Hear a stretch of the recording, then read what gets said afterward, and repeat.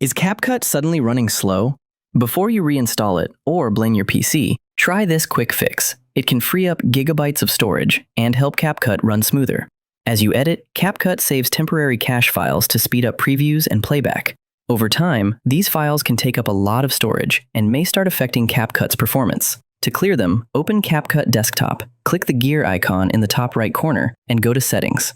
Then open the Drafts tab. Here, you'll see the cache section showing how much storage the cache is using. Just click Clear to remove all temporary cache files. Depending on the size of your cache, this may take anywhere from a few seconds to a couple of minutes. Right above the cache section, you'll also see two cache options. By default, it's usually set to Don't Delete Cache. If you prefer, you can switch it to Auto Delete Cache and choose to automatically clear the cache every 15, 30, 60, or 90 days, so you don't have to do it manually.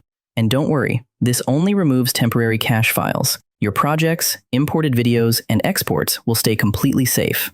If this video helped, don't forget to like and subscribe for more quick tech fixes.